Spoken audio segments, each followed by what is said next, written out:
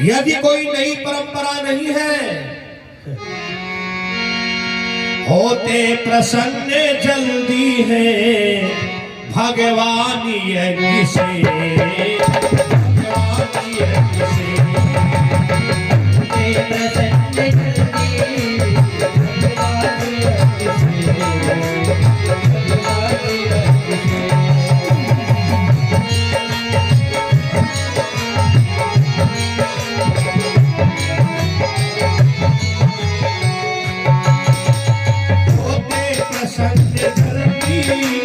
भगवान यज्ञ से,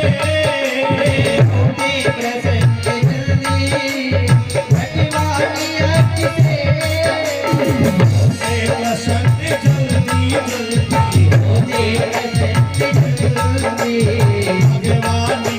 से।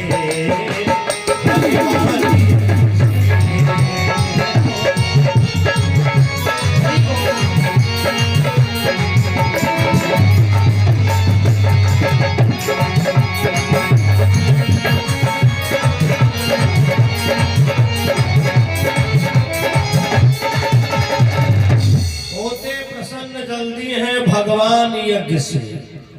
यज्ञ में अगर आपने एक दाना भी दान किया है तो 1000 गुना बढ़कर के तुमको मिलेगा। एक बार महाराज शुक्राचार्य जी के मन में आया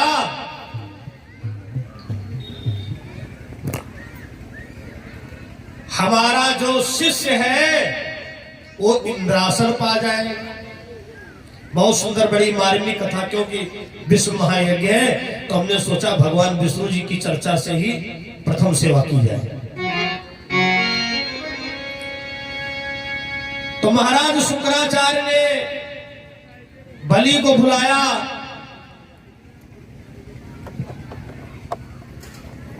और बलि से कहा, बलि हमारे दिल में एक तमन्ना है कि तुम्हें एक बार इंद्रासन की पदवी पा जाओ।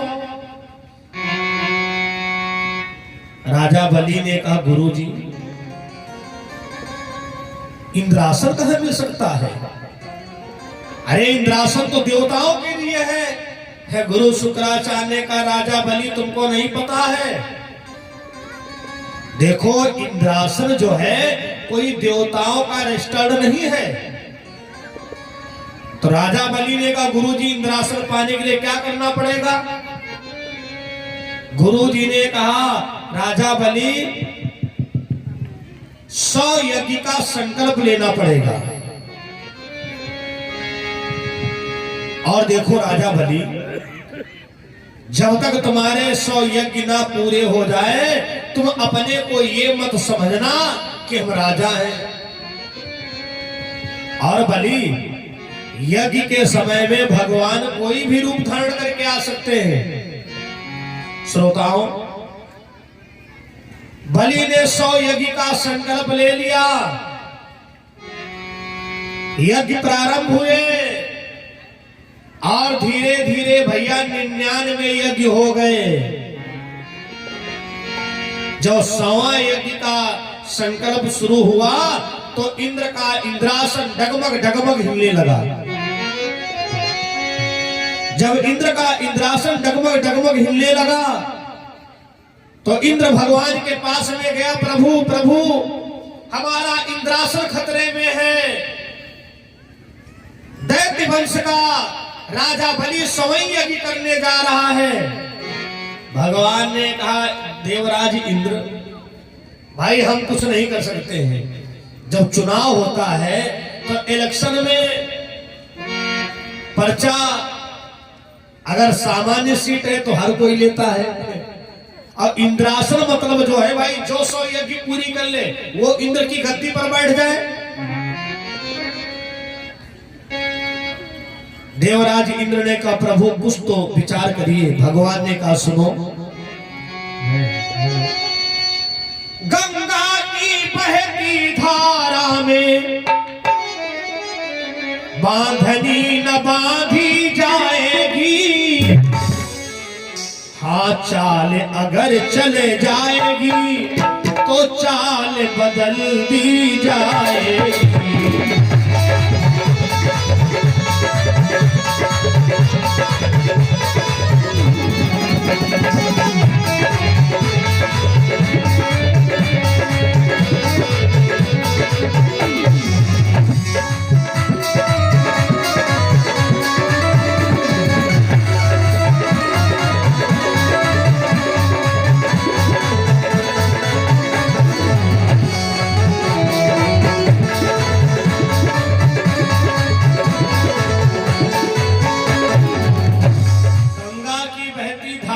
बांधनी न बांधी जाएगी, हाँ चाल अगर चल जाएगी तो चाल ही बदल दी जाएगी।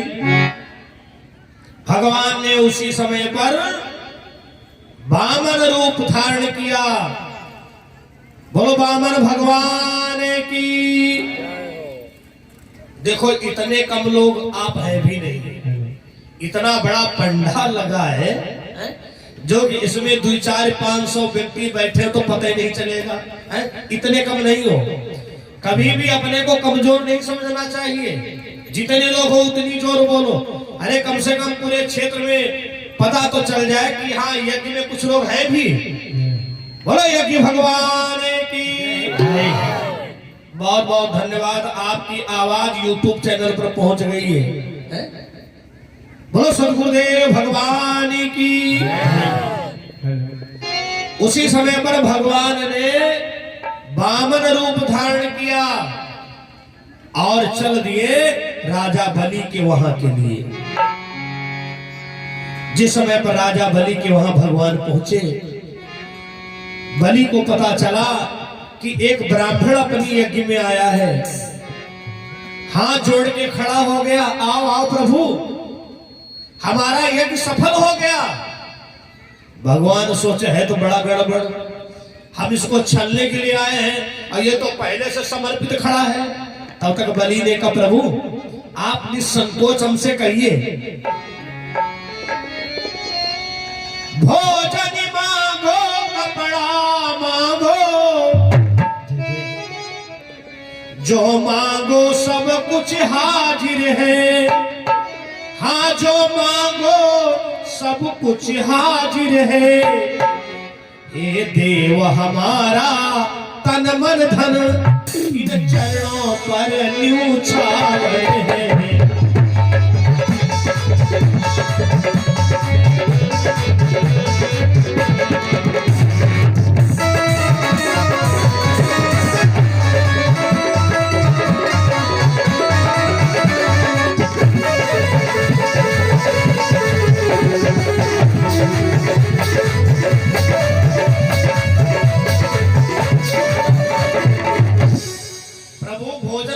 कपड़ा मांगो, यहां तक हमारा तन मन धन सब आपके चरणों में न्यूछावर है।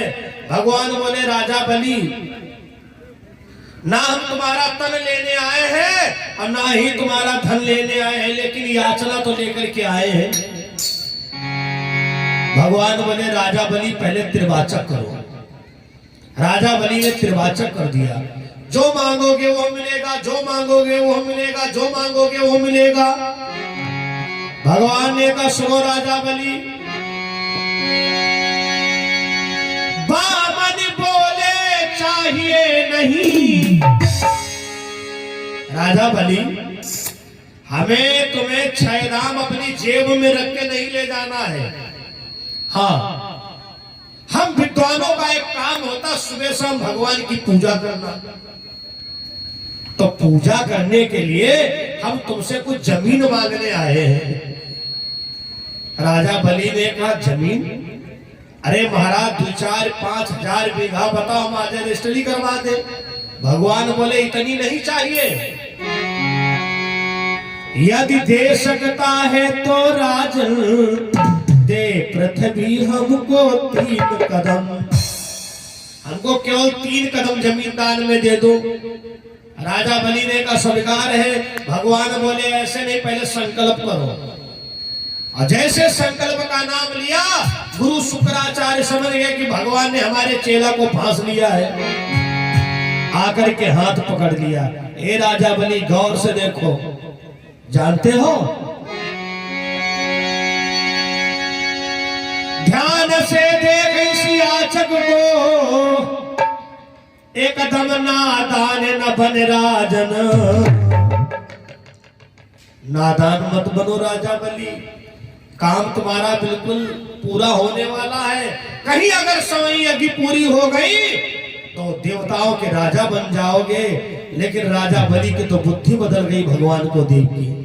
गुरुजी क्या कहना चाहते हो?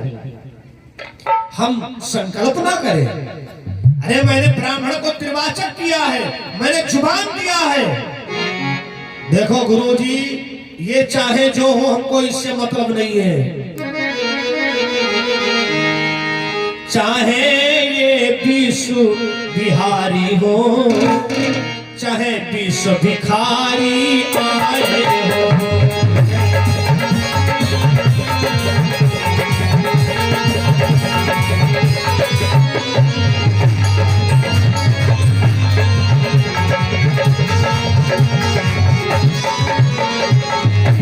चाहे ये विश्व बिहारी हो,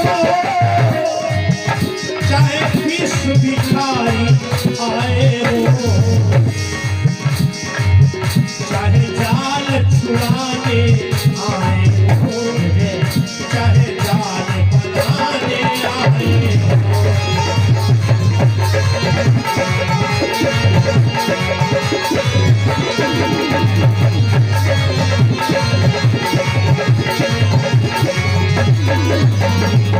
देखो गुरुदेव जी, आपकी हर बात माने लेंगे, लेकिन आज ये बात नहीं मानेंगे। चाहे विश्व के बिहारी हो और चाहे विश्व के भिखारी हो, चाहे जाल छुड़ाने आए हो, चाहे जाल में बांधने के लिए आए हो। शुक्राचार्य ने दांत पीस करके कहा, राजा बलि तुम्हारी मति बौरा गई है, लेकिन हम तुम्हारे गुरु हैं, हम तुमको बचाएंगे तो है ही। गुरु जी ने क्या क्या कमंडल की टोटी में बैठ गए। भगवान ने उठाया कमंडल, हाथ पर सारी सामग्री रखी गई, और जैसे जल गिरने का नंबर आया तो टोटी में गुरु शुक्राचार्य बैठे। गुरु जी ने कहा, राजा बलि हमें लगता कमंडल बहुत दिनों से रखा हुआ था, उठाई कुसा और टोटी को साफ करने लगे। और भैया वो टोटी जो है सीधे शुक्राचार्य की पुतली में चुभ गई। गुरु शुक्राचार्य कमंडल के बाहर खड़े, मोतियाबिंद को ऑपरेशन करवाए हैं। भगवान बोले, गुरु जी क्या हो गया? शुक्राचार्य ने कहा, हमारी फूट गई। भगवान बोले, कैसे? शुक्राचार्य ने कहा, इस कथा को सुनकर के लोगों को ध्यान देना चाहिए। दान कोई दे रहा हो, ले कोई रहा हो, लेकिन बीच के बाधक मत बनना। हमारी तो एक है फूटी, तुम्हारी दोनों फूट जाएंगी। शुक्राचार्य ने कहा, प्रभु हमको जितना दिमाग चलाना था चला लिया, बाकी तुम जानो, राजा बलि जाने। एक कदम में एक लोग, दूसरे कदम में दो लोग, और तीसरे कदम में तीनों लोग नाप लिए। अब भगवान बोले, वाह राजा बलि, भाई वास्तव में तो बड़ा बात वाला है, तुमने तो तीनों लोग दे दिया। कहो कुछ मांगना चाहते हो? बलि नहीं बोल पाया, लेकिन बलि की पत्नी बोल पड़ी, जा जा बहुत बड़े दानी बनते हो। थोड़ी देर पहले लिए कमंडल दरवाजे पर खड़े हुए थे, अरे कहीं भिखारियों से भीख नहीं मांगी जाती है। राजा बलि ने कहा, प्रभु मेरी पत्नी की बातों पर ना जाओ, मैं मांग रहा हूं, जिस दरवाजे से निकलूं महाराज वहां पर आपके दर्शन हो जाए। भगवान बोले, तथास्तु। भगवान को पता नहीं था कि राजा बलि के मकान में कितने दरवाजे हैं। राजा बलि के मकान में कथा प्रेमियों 52 दरवाजे। जैसे भगवान ने कहा तथास्तु, राजा बलि बहुत जोर से ठहाका मार के हंसा, महाराज अब तो तुम चक्कर पड़ गए, हम जिस दरवाजे से निकलेंगे वहां पर तुमको ड्यूटी देना पड़ेगा। और हमारे जो है 104 कर्मचारी छुट्टी पा गए आदेश से। 104 चौकीदारों की छुट्टी कर दिया, कहा पैसा तुमको घर बैठे मिलेगा, हमारा एक ही चौकीदार बावनों दरवाजे देखेगा। भगवान सोचे अरे तुम चक्कर में पड़ गए। एक दिन देवर्षि नारद आए और नारद जी ने क्या देखा, हमारे प्रभु जो है राजा बलि के चौकीदार बने खड़े हैं। अरे प्रभु ये क्या? भगवान बोले राजा बलि के चक्कर में हम फंस गए। अब एक काम करिए नारद जी, हमको यहां से किसी प्रकार से छुटकारा दिलाओ। देवर्षि नारद बीड़ा बजाते बैकुंठ धाम पहुंचे। माता लक्ष्मी ने नारद जी को देखा, हे देवर्षि नारद, हमारे प्रभु पता नहीं कहां गए हैं, बहुत समय हो गया है। देवर्षि नारद ने कहा लक्ष्मी जी, नारायण भगवान तो राजा बलि क्या चौकीदारी कर रहे हैं। तो नारद जी ने कहा एक तरीका है, राजा बलि के वहां से भगवान को लाने का एक तरीका है। राजा बलि के कोई बहन नहीं है, अब तुम राखी लेकर के जाओ, राखी की बंधवाई में भगवान को मांग लेना। राजा बलि अगर वचन दे देगा लक्ष्मी तो भगवान को वापस कर ही देगा वो। माता लक्ष्मी राखी लेकर के वहां से चली और राजा बलि के वहां जब पहुंची तो राजा बलि को पता चला बैकुंठ धाम से लक्ष्मी जी राखी लेकर के आई है। और क्या गुनगुना रही थी?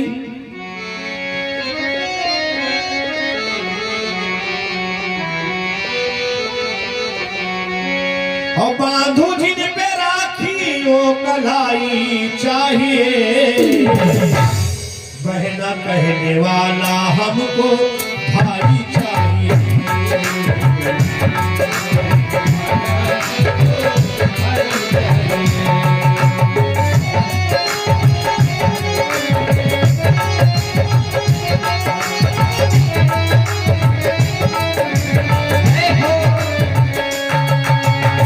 बांधू जिन पे राखी वो कलाई चाहिए,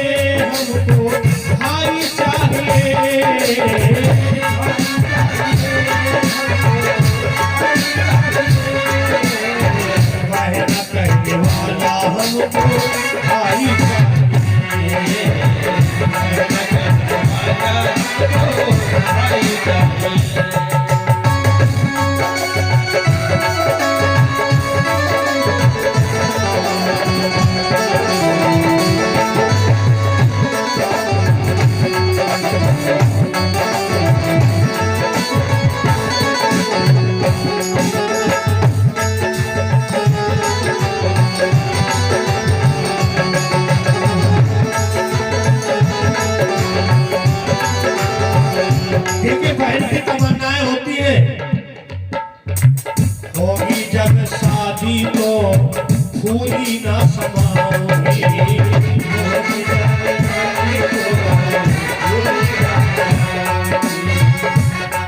हाँ होगी जब शादी तो फूली ना समाओगी।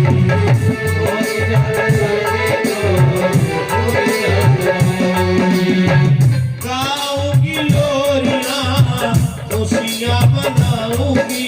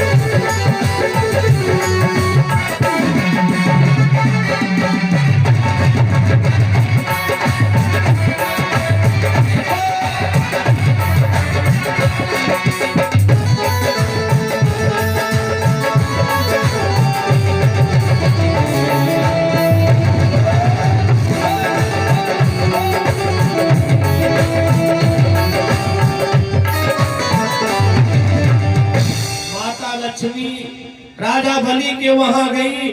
आज राजा बलि इतना खुश हो गया। आओ आओ बहन, मेरे जीवन में केवल एक ही कमी थी, मेरे राखी बांधो। लक्ष्मी जी ने राखी के 2 फेरा लगाए।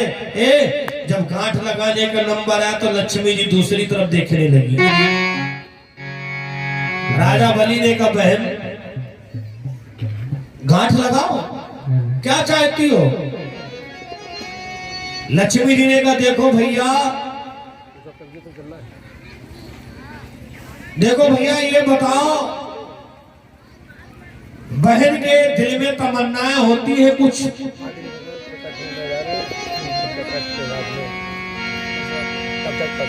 राजा बलि ने कहा क्या तमन्ना होती है? देखो भैया राजा बलि, अगर तुम मुझको वास्तव में बहन समझ रहे हो तो हमें एक बात बताओ, मैं सधवा हूं कि विधवा हूं? राजा बलि चक्कर में पड़ गया। बहन जी कहना क्या चाहती हो? देखो भैया, सधवा नारी और विधवा नारी में बहुत बड़ा अंतर होता है। अब राजा बलि तो चक्कर में पड़ गया। लक्ष्मी जी बिछुआ तो पहने हैं, कांच की चूड़ी पहने हैं, लेकिन श्रृंगार और कोई नहीं किए हैं। राजा बलि को ऐसा लगा कि लगता है हमारी बहन के पति को किसने अपने वहां बंदी बना लिया है।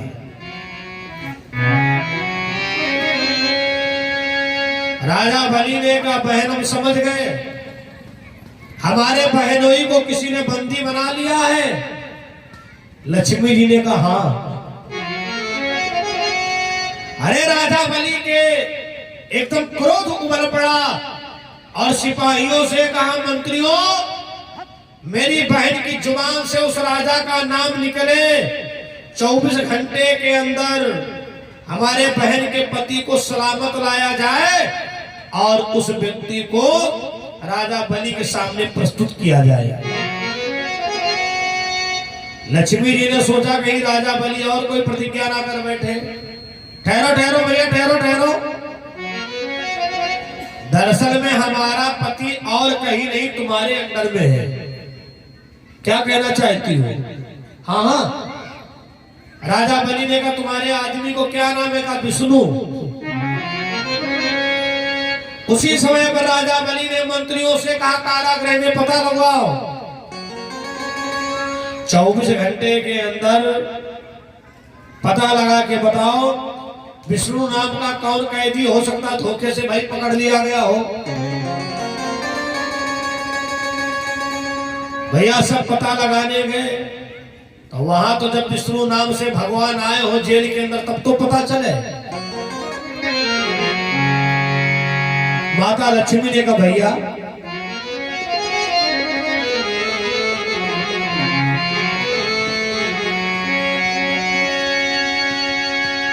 एक बहन के अंदर भाई के लिए और भाई से बड़ी बहन की उम्मीदें होती हैं। रेशम के धागे को भैया, रेशम के धागे को भैया अपमान नहीं होने देना। देखो भैया, इस रेशम के धागे का अपमान मत होने देना। हमारा भाई तुम्हारे ही अंडर में है और कोई नहीं, जो तुम्हारे चौकीदारी कर रहे वही है। राजा बलि माथा पकड़ के रह गया। हाय लक्ष्मी बहन, ये तुम क्या कह रही है? ये बहुत बड़ा छलिया देवता है। मैं 99 यज्ञ कर लिया और 100वें यज्ञ में ब्राह्मण का रूप धारण करके आ गए महोदय जी। मैंने तीनों लोग तो इनको जरूर दे दिया, लेकिन इनको हमने डिग्री दिया चौकीदारी की। अब पूरी जिंदगी हमारे वहां चौकीदारी करें और इनके बाद में इनके घर परिवार के लड़का पोती पोता सब आकर के चौकीदारी करेंगे। लेकिन बहन, अगर आज हम तुम्हारे शब्द का पालन नहीं करेंगे तो आने वाले समय में लोग यही कहेंगे राजा बलि था तो राक्षस है, दैत्य वंश का था। अरे उसे बहन का प्यार क्या पता, उसे मां का प्यार क्या पता। बहन लक्ष्मी जाओ, मैं आज आपके पति को वापस दे रहा हूं। ए छलिया महाराज, ये रेशम के धागे के चक्कर में तुमको छोड़ रहा हूं, वरना आज के बाद भक्तों की परीक्षा लेना छलना बंद कर देते तुम। भगवान मुस्कुराए, भगवान मुस्कुराए, कहा राजा बलि, अगर तुमने इतना बड़ा दान किया है तो हमारा भी तो कुछ फर्ज बनता है देने का। राजा बलि, आज मैं तुमको कुछ विशेष देना चाहता हूं। राजा बलि हाथ जोड़े हुए खड़ा हुआ है और भगवान बोले, राजा बलि, आज हम ये जो रेशम का धागा है इसका बहुत बड़ा प्रमोशन करने जा रहा हूं।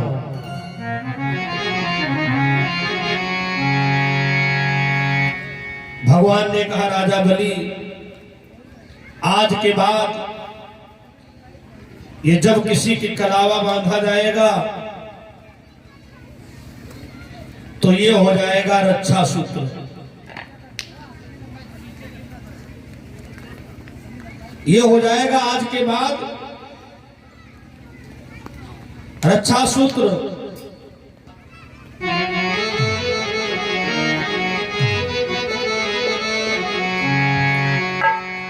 हो खुश हो जाए सावरा हर ठाठ देता है, ज्यादा उड़ने वालों के पर साथ देता है, ज्यादा उड़ने वालों के पर साथ देता है। खुश हो जाए,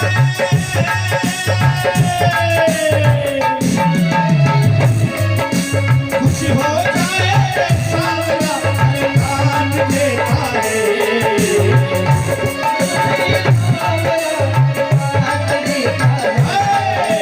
ज्यादा उड़ने वालों के पर साथ देता है, ज्यादा उड़ने वालों के पर साथ देता है।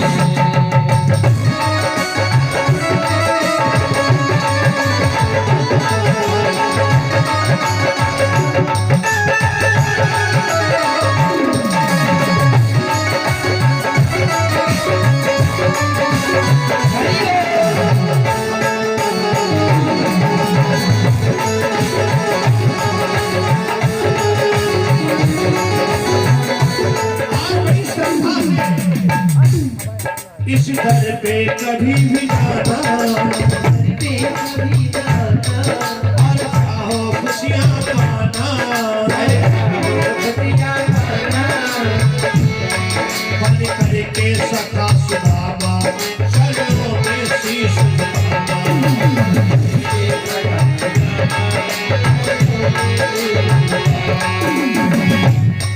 ये घर आंगन धन दौलत से सब पाट देता है।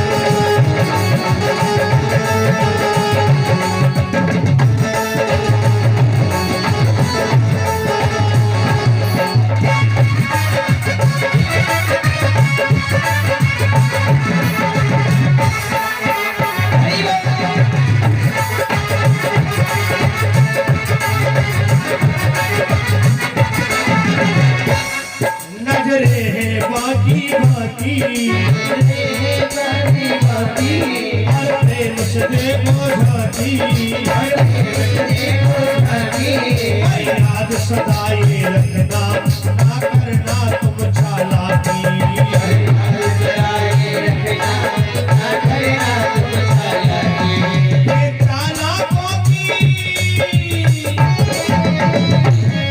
ये चालाकी को काट देता है,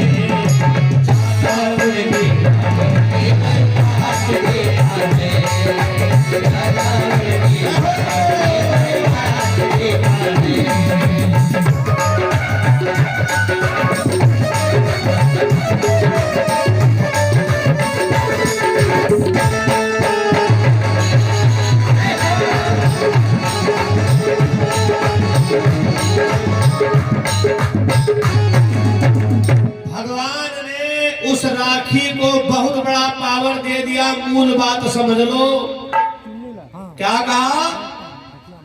आज से इस राखी को बांधने के समय जब कोई विद्वान राजा बलि तुम्हारा नाम लेगा तब हो जाएगा रक्षा सूत्र।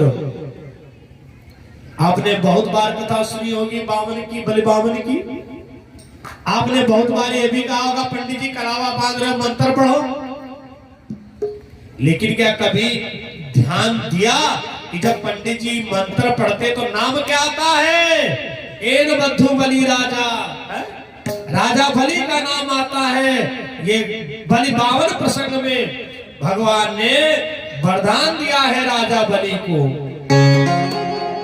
धर्म प्रिय स्वजनों, इस प्रकार से भगवान राजा बलि को आशीर्वाद देते हैं। और विद्वानों ने क्या बताया?